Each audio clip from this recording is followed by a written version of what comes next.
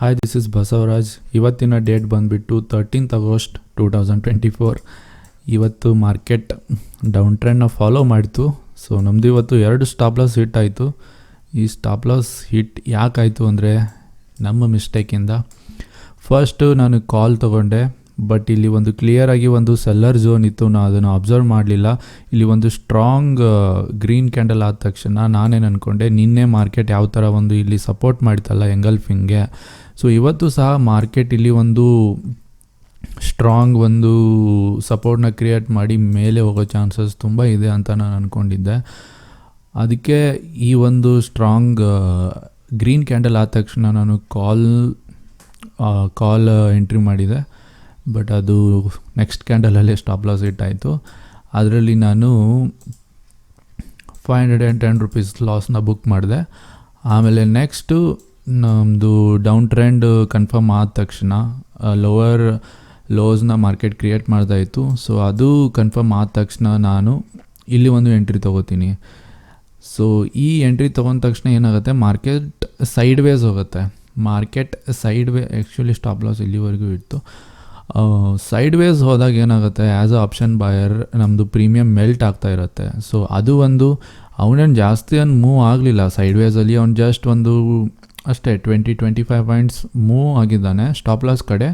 But ನಮ್ಮದು already 400 rupees around 400 rupees loss ತೋರಿಸ್ತಾ ಇತ್ತು. ಸೊ ಅವನು ಹೆಂಗೆ ಇಲ್ಲಿ ಬರ್ತಾನಲ್ಲ, ಸೊ ನಾನು ಎಕ್ಸಿಟ್ ಆದೆ. ಸೊ ಓವರಾಲ್ ಇದು 410 ರೂಪೀಸ್ ಬುಕ್ ಆಯಿತು, ಲಾಸ್ ಬುಕ್ ಆಯಿತು. ಸೊ ಆಮೇಲೆ ಮಾರ್ಕೆಟ್ ಏನು ಮಾಡ್ತಾನೆ, ಈ ಝೋನ್ಗೆ ರೆಸ್ಪೆಕ್ಟ್ ಕೊಟ್ಟು, ಈ ಝೋನ್ ಯಾವುದಂದರೆ ಒಂದು ನೀವು ಫಿಬೊನಾಚಿನ ಡ್ರಾ ಮಾಡಿಕೊಂಡ್ರೆ ಈ ಥರ.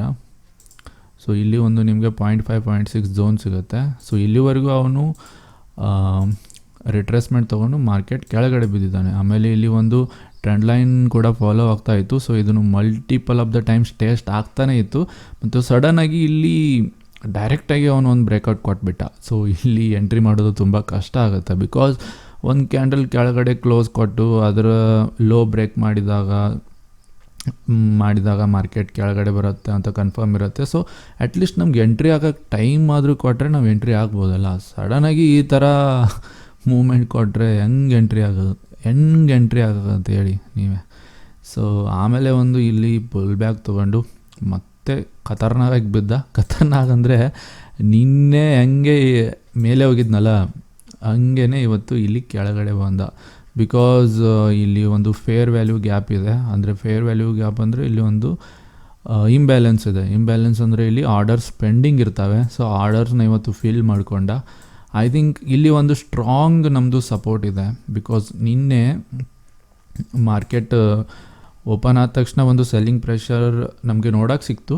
ಬಟ್ ಇಲ್ಲಿಂದ ಮಾರ್ಕೆಟ್ ಏನು ಮೇಲೆ ಹೋಯ್ತಲ್ಲ, ಇದು ಇನ್ಸ್ಟಿಟ್ಯೂಷನ್ದವ್ರದ್ದು ಖಂಡಿತ ಇದರಲ್ಲಿ ಕೈ ಇದೆ. ಮಾರ್ಕೆಟ್ನ ಈ ರೀತಿ 90 ಡಿಗ್ರಿಯಲ್ಲಿ ಮೇಲ್ಗಡೆ ಓದಿದ್ದಾರೆ ಅಂದರೆ ಪಕ್ಕಾ ಇನ್ಸ್ಟಿಟ್ಯೂಷನ್ದವರು ಇಲ್ಲಿ ಎಂಟ್ರಿ ಆಗಿರ್ತಾರೆ. ಸೊ ಯಾವಾಗ ಇನ್ಸ್ಟಿಟ್ಯೂಷನ್ಸ್ ಎಂಟ್ರಿ ಆಗುತ್ತೆ ಆವಾಗ ಈ ಥರ ಫೇರ್ ವ್ಯಾಲ್ಯೂ ಗ್ಯಾಪ್ ತುಂಬ ಬರ್ತವೆ. ಬಿಕಾಸ್ ಅವರು ಮಾರ್ಕೆಟ್ನ ತುಂಬ ಫಾಸ್ಟಾಗಿ ಮೂವ್ ಮಾಡ್ತಾರೆ. ಓಕೆ, ಸೊ ಈ ಥರ ಅವರು ಇನ್ಸ್ಟಿಟ್ಯೂಷನ್ ಎಂಟ್ರಿ ಮಾಡಿ ಈ ಥರ ಮೂವ್ ಕೊಟ್ಟಾಗ ಇಲ್ಲಿ ತುಂಬಾ ಫೇರ್ ವ್ಯಾಲ್ಯೂಸ್ ಗ್ಯಾಪ್ ಇರುತ್ತೆ, FVG ಫೇರ್ ವ್ಯಾಲ್ಯೂ ಗ್ಯಾಪ್ ಇರುತ್ತೆ. ಸೊ ಆ ಎಲ್ಲ ಪೆಂಡಿಂಗ್ ಆರ್ಡರ್ಸ್ನ ಮಾರ್ಕೆಟ್ ಇವತ್ತು ಫಿಲ್ ಮಾಡ್ಕೊಂಡಿದೆ. ಬಟ್ ಈ ಒಂದು ಝೋನಿಂದ ಮಾರ್ಕೆಟ್ ಇಲ್ಲಿ ರೆಸ್ಪೆಕ್ಟ್ ಮಾಡಬೇಕು. ಬಿಕಾಸ್ ಇದು ಒಂದು ಸ್ಟ್ರಾಂಗ್ ಸಪೋರ್ಟ್ ಝೋನ್ ಇದೆ. ಬಿಕಾಸ್ ಇಲ್ಲಿಂದನೇ ಮಾರ್ಕೆಟ್ ನಿನ್ನೆ ರಿವರ್ಸ್ ಆಗಿ ಮೇಲ್ಗಡೆ ಹೋಗಿತ್ತು.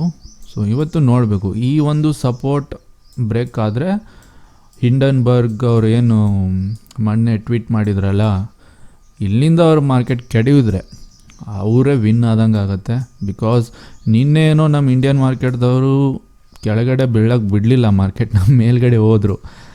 ಓಕೆ, ಬಟ್ ಈ ಒಂದು ಸಪೋರ್ಟ್ ಬ್ರೇಕ್ ಆಗಿ ಮತ್ತೆ ಮಾರ್ಕೆಟ್ ಕೆಳಗಡೆ ಬಿದ್ದರೆ ಹಿಂಡನ್ಬರ್ಗ್ ಅವರು ಟ್ವೀಟ್ ಮಾಡಿದ್ರಲ್ಲ ಅದು ನಿಜ ಆಗೋ ಸಾಧ್ಯತೆ ಇದೆ. ಬಟ್ ಈ ಸಪೋರ್ಟಿಂದ ಮತ್ತೆ ಮಾರ್ಕೆಟ್ ಮೇಲ್ಗಡೆ ಹೋದರೆ ನಮ್ಮ ಇಂಡಿಯನ್ಸ್ ಮ್ಯಾನಿಪುಲೇಟ್ ಆಗ್ತಾ ಇಲ್ಲ ಅಂತ ಅರ್ಥ ಆಗುತ್ತೆ. ಓಕೆ, ಸೊ ಇವತ್ತು ನಮ್ಮದು ಟೋಟಲ್ 2 ಸ್ಟಾಪ್ ಲಾಸ್ ಹಿಟ್ ಆಗಿದೆ. ಸೊ ಓವರಾಲ್ ನಾವು ಇವತ್ತು 1000 ರೂಪೀಸ್ ಲಾಸ್ನ ಬುಕ್ ಮಾಡಿದ್ದೀವಿ. Okay, so that's it guys.